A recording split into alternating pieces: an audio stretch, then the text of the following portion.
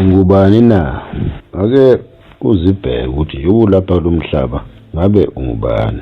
Sonke sikhule kuthiwa umuntu uyazalwe efumbethe, kukhona into ayiphethe. Le nto-ke ikuchaza ubuwena, okusho ukuthi njalo mawukhula le nto oyiyo iya ngokuyilokhu ivela ukuthi ungubani.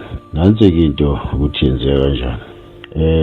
Isikhathi ozalwa ngaso, usuku ozalwa ngalo, inyanga ozalwa ngayo kanye nonyaka, iyona-ke esithi masiyihlaziya ikhiphe ubuwena. Ukuthi uphetheni esandleni fanele sikwazi ukuthi ungumuntu ophila kanjani, ungumuntu othandani. Ukubone emndenini noma kubantu nje kuba khona umuntu ozithandayo, abe clean kakhulu, hhayi ukuthi abe nezinto kodwa nje uyazithanda, kuyaziwa. Kube khona umuntu oyinuku, kube khona umuntu oweyisayo, kube khona umuntu ohloniphayo.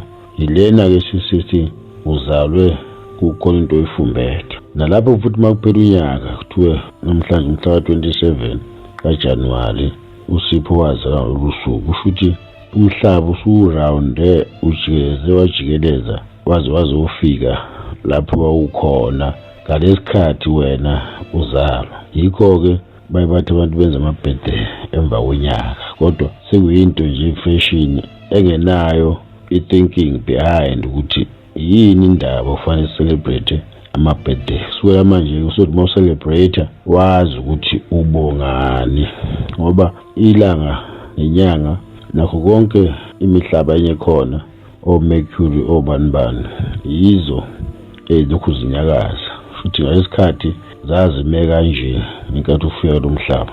Yikho-ke singeke sifane kulo mhlaba. Yikho-ke ubona amawele ethandana kangaka ngoba azalwe ngesikhathi sisodwa, bangashiyana ngokwama-minutes, seconds and hours kwabanye, kodwa usuku lunye. Yikho ngazothi baphila impilo eyodwa, bayezwana, baya-understandana. Le nto esiyifundisayo-ke la sizama ukuthi yonke into eselebrethwayo kulo mhlaba isuke inesizathu. Umuntu ucelebrate into azi ukuthi isho ukuthini, unethuba ukuthi angaphila kahle kulo mhlaba, athole konke akufisayo, angadlala abantu labo kuthiwa mhlambe bayabona noma bayathandaza bakutshela ukuthi uzuphile kahle, kufanele wenze lokhu nalokhu nalokhu, khona abakuthakathayo, kufanele uhlabele amathongo.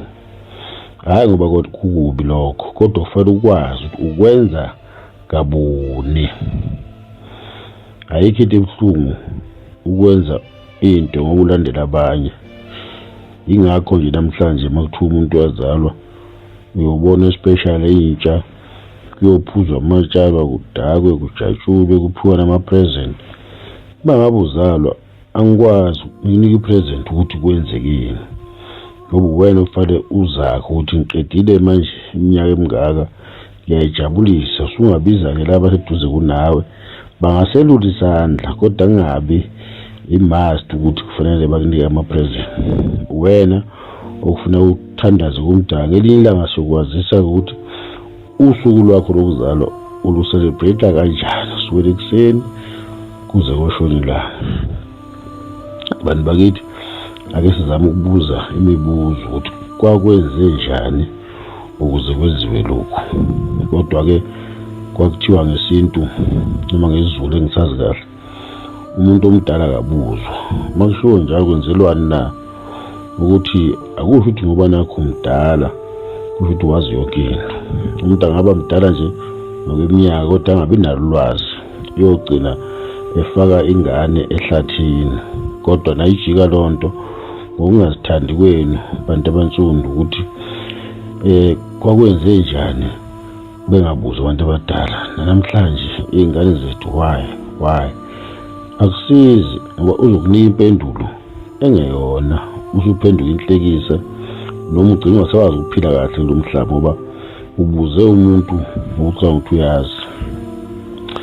Ake sibonisane-ke sivusa sixoxisane ukuze sikwazi ukuqhubeka siye phambili. Ngazi ukuthi uma wenza into ngokwazi, ngisho imvelo le iyakwazi ukuphila nawe.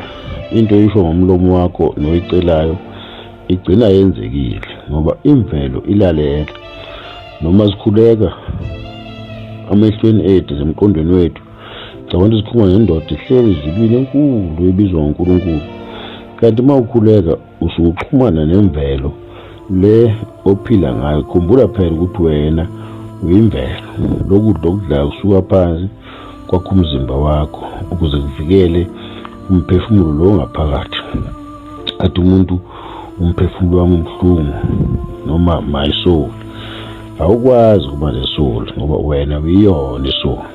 Wena umphefumulo, konke lokho kunye okwakho. So konke esiyikhulumayo singanakile kanti azisasho lento esikhuluma ngayo. Yikho-ke uthola kunzima kulo mhlaba, siqamba amanga, siyazikhohlisa. Ucabange nje ukuthi umphefumulo wakho molokhu ubiza umphefumulo wakho uphatheka kabuhlungu ngoba phela wena lo ukuthi mhlawumbe umdala ekulanda. Once waphuma nje umzimba lo uphelwa amandla, usuphindela lapho owavela khona. Usho ukuthi wena umphefumulo, hayi ukuthi umphefumulo owakho. You are the soul, not that you have a soul. Ngicabanga ukuthi-ke lokhu-ke kuvula ingqondo, khona into okuyithintayo kulezi zinto esishoyo. Uma ufuna ukwazi okuningi usuyoxhumana nathi-ke, uyazi udaba, siyavusana.